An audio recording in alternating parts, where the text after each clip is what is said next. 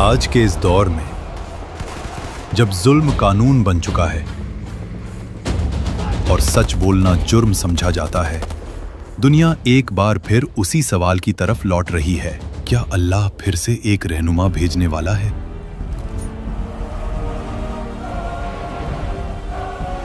नबी सल्लल्लाहु अलैहि वसल्लम ने फरमाया, मुसलमान बहुत होंगे लेकिन उनका वजन नहीं होगा जैसे पानी पर झाग। सोचो, इतनी तादाद होने का फायदा अगर ईमान न हो। जंग तादाद से नहीं, ईमान की ताकत से जीती जाती है।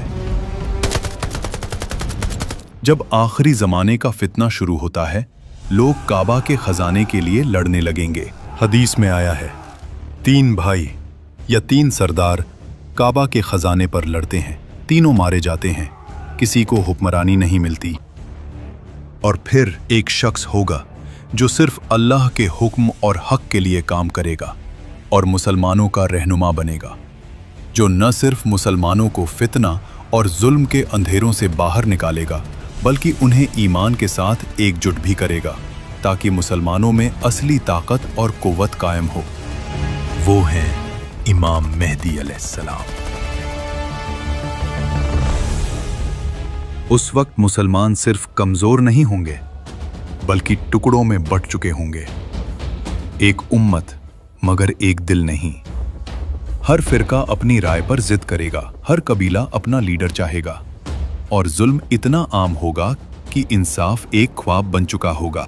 फिर इसी अंधेरे में इमाम मेहदी जाहिर होंगे, न ताकत से न तलवार के जोर पर, बल्कि लोग खुद उनके हाथ पर बैत करेंगे।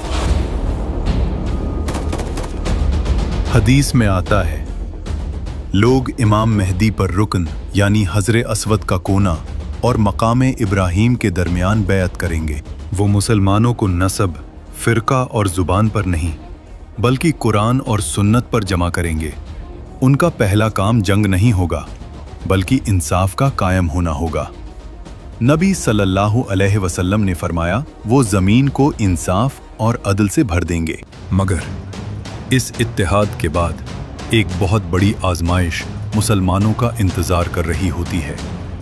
एक ऐसी जंग जो सिर्फ मुसलमानों की नहीं बल्कि पूरी दुनिया की तकदीर बदलने वाली होती है। इसी मोड़ पर रूम मुसलमानों से राब्ता करता है और कहता है, एक ऐसी कुव्वत उभर चुकी है जो ना सिर्फ मुसलमानों बल्कि रूम के लिए भी खतरा बन चुकी है।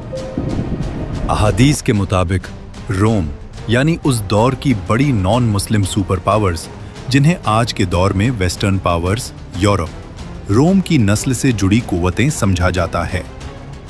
और अब ये वो लम्हा होता है जहां फैसला सिर्फ सियासत का नहीं बल्कि ईमान और हिकमत का होता है।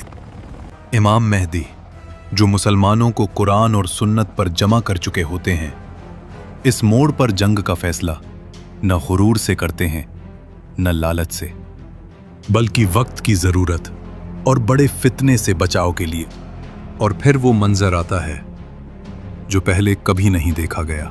मुसलमान और रूम एक ही सफ में एक ही दुश्मन के खिलाफ खड़े होते हैं।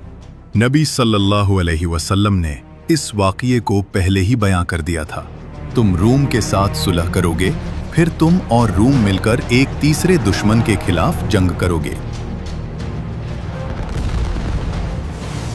इस तीसरे दुश्मन का नाम कहीं भी नहीं लिया गया, न कुरान में न सही अहादीस में।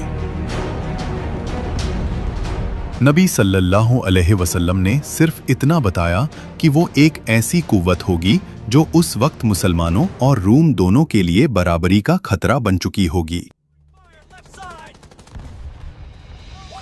इस जंग में तलवारें अलग होती हैं पर निशाना एक होता है।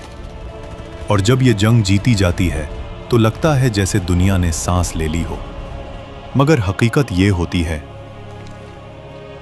कि ये जीत अमन की खबर नहीं होती, ये सिर्फ असली जंग की इब्तिदा होती है। जब दुश्मन गिर चुका होता है, मैदान खामोश होता है और खून अभी मिट्टी में गीला होता है, उसी लम्हे गुरूर अपना सर उठाता है। रूम के लश्कर में से एक शख्स धीरे धीरे आगे बढ़ता है। उसके चेहरे पर फख्र होता है, आंखों में गुरूर। वो अपना सलीब उठाता है मैदान जंग की मिट्टी को चीरकर उसे जमीन में लगा देता है, फिर उसे आसमान की तरफ बुलंद करता है और पूरी कुव्वत से चिल्लाता है, सलीम गालिब आ गया। ये सिर्फ एक जुमला नहीं होता, ये अकीदे पर हमला होता है। मुसलमानों के लिए ये सियासत नहीं होती, ये तौहीद और शिर्क के दरमियान लाइन होती है। एक मुसलमान आगे बढ़ता है, गुस्से, दर्द और ईमान के साथ उसे कत्ल कर देता है, और बस यहीं से वो आग भड़कती है जिसे बुझाना अब किसी के बस में नहीं होता। रूम के लश्कर में हंगामा मच जाता है, इल्जाम लगते हैं, बदले की बातें होती हैं, पॉलिटिक्स अपना खेल खेलती है, और कुछ ही लम्हों में जो कल तक साथी थे आज दुश्मन बन चुके होते हैं।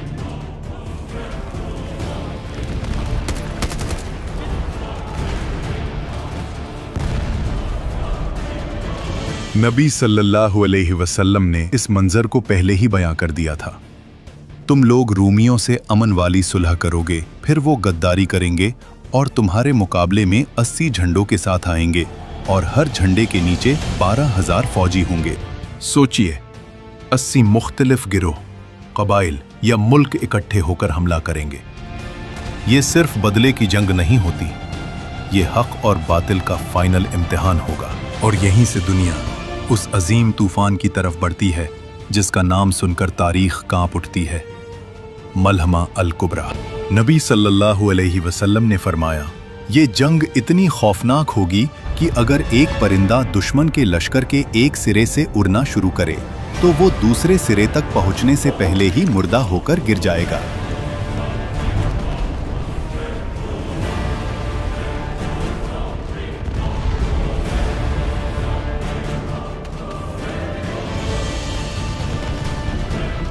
इसे अहादीस में कहा गया अल मलहमा अल कुबरा, यानी आखिर जमाने की अजीम जंग।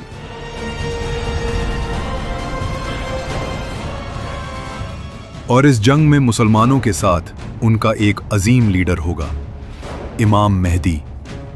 नबी सल्लल्लाहु अलैहि वसल्लम ने फरमाया, रूम अपने पूरे लश्कर के साथ निकलेंगे और मुसलमान भी अपनी पूरी कुव्वत के साथ। फिर आप सल्लल्लाहु अलैहि वसल्लम ने फरमाया, मुसलमानों का एक हिस्सा बिना लड़े वापस हो जाएगा, उन्हें सबसे बदतरीन लोग कहा गया।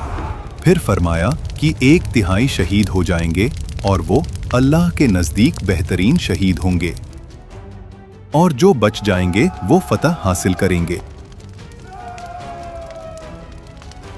और नबी सल्लल्लाहु अलैहि वसल्लम ने फरमाया, इस जंग में हर 100 में से 99 शहीद होंगे।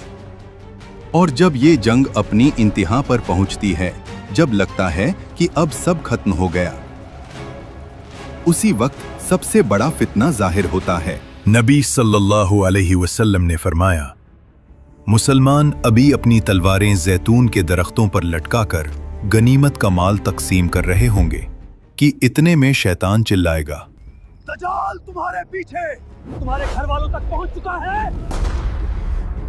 यानी मलहमा अल कुबरा खत्म नहीं होती, ये अगले और सबसे खतरनाक मरहले का दरवाजा होती है, और यहीं से दुनिया उस फितने की तरफ बढ़ती है जिसका मुकाबला सिर्फ अल्लाह की मदद से ही मुमकिन होगा। और फिर ईसा इब्न मरियम अलैहिस्सलाम दमिश्क की जामी मस्जिद के सफ़ेद मीनार पर उतरेंगे। उस वक्त नमाज फजर की इकामत हो चुकी होगी। हजरत ईसा अलैहिस्सलाम को देखकर इमाम मेहदी पीछे हटने लगेंगे ताकि हजरत ईसा अलैहिस्सलाम नमाज पढ़ाएं। वो इमाम मेहदी के कंधे पर हाथ रखेंगे और फरमाएंगे, नहीं, आप ही नमाज पढ़ाएं, क्योंकि इस नमाज की तकबीर आपके लिए कही गई है। फिर नमाज के बाद हजरत ईसा अलैहिस्सलाम फरमाएंगे, मस्जिद का दरवाजा खोलो। बाहर दज्जाल 70,000 यहूदियों के साथ मौजूद होगा। और फिर मैदान एक नई जंग के लिए तैयार होता है। एक तरफ यहूदी अपने मसीहा दज्जाल के साथ खड़े हैं और दूसरी तरफ मुसलमान इमाम मेहदी और हजरत ईसा के साथ। लेकिन ये तो सिर्फ शुरुआत थी। असली मुकाबला तब शुरू होगा जब 80 झंडों का लश्कर सामने होगा और दज्जाल का फितना हर घर तक पहुंच जाएगा और हजरत ईसा अपनी तलवार उठाएंगे। क्या आप देखना चाहते हैं पार्ट 2, जिसमें हजरत ईसा और इमाम मेहदी का दज्जाल के खिलाफ वो फाइनल मुकाबला और हक की अजीम फतह दिखाई जाएगी? कमेंट में लिखिए नेक्स्ट पार्ट।